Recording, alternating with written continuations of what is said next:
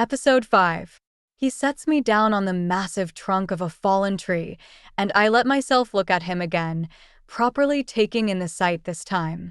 He wears plain pants and a simple, long-sleeve black shirt which he is now unbuttoning, much to my alarm.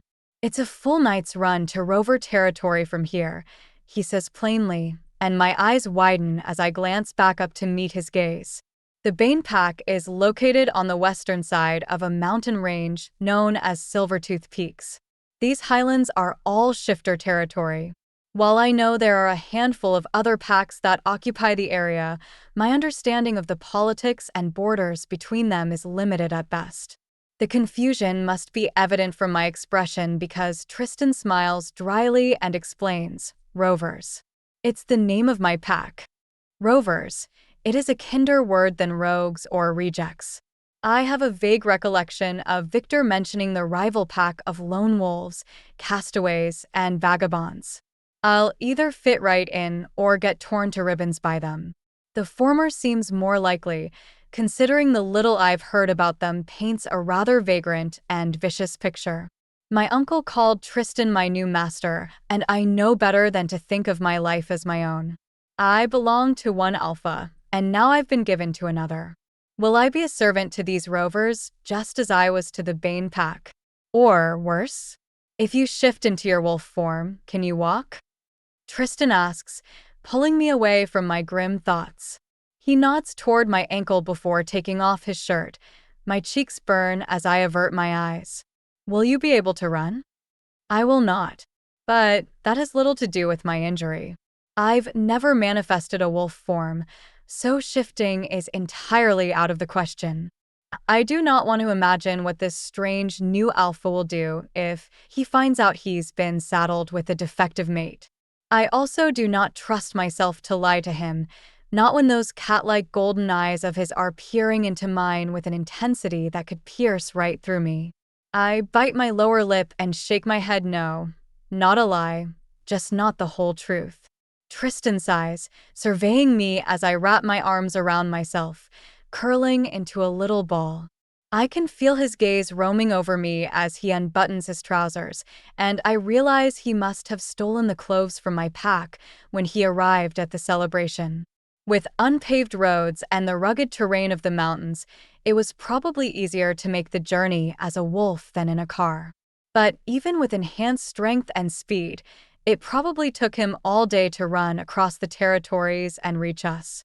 He's traveled a long way to be disappointed.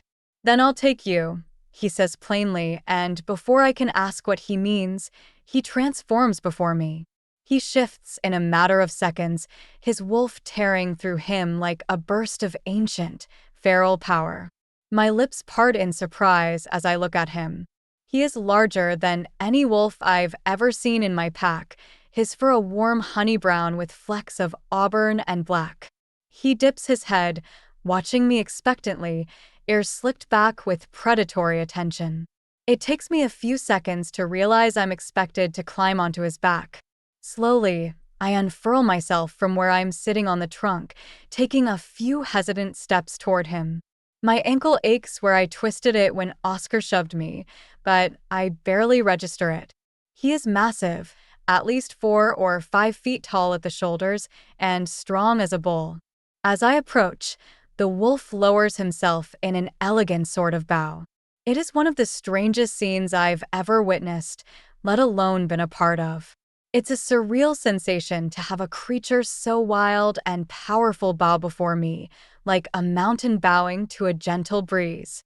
I reach out, trailing my fingers along his coarse, dense fur. He shakes his head, and the shiver seems to ripple across his fur as his tail flicks impatiently. I pull myself onto his back rather ungracefully, but he indulges my squirming until I've mounted him. Beneath me, his muscles shift, taut and solid beneath his fur as he takes a few steps, letting me adjust to the movement. He should be far more terrifying in this form, but as I lean forward and hold on tightly to him, all I can feel is a dazed sort of awe. My uncle's wolf form, which always seemed so impressive and mighty, now seems unimposing and unstable by comparison. I feel so small, or smaller than I usually feel, but not in an unpleasant sort of way. I am minuscule besides Tristan's wolf, but not meaningless. His steps quicken and, before I know it, we are racing through the forest. Trees, rivers, mountains, earth, and sky all pass me in flashes, and the world itself becomes a blur. I've never experienced anything like this before, never been allowed to interact so closely with my pack in their wilder form. I'm the bastard freak, the orphaned girl with violet eyes and no wolf. I would never shift and run through the woods with my pack. As Tristan carries me away from the only life I've ever known, I can no longer tell the difference between the soft crunching of leaves and twigs beneath his large paws and the thundering in my own chest. Fate has a funny sense of humor. Being sold to a stranger has been almost liberating. I wonder if it's always like this for wolves. I wonder if the world usually seems so vast and limitless when they shift, and if running like this makes them feel free and infinite. I wonder, also, if I will ever feel this way again. Because, as lovely as it is to watch the forest fly past us, the Bane pack's territory vanishing like a single spot on the horizon, I cannot deny my reality. I have no name, no home, no wolf of my own. My entire existence has been placed at the mercy of a man I don't even know. While he gave me the option to reject him, he also made it abundantly clear that he would only offer that choice once. There is no turning back, and once we reach the Rovers' land, I will have no escape. Full story is available at novelpalace.com. Click the link in the comment section to get it free.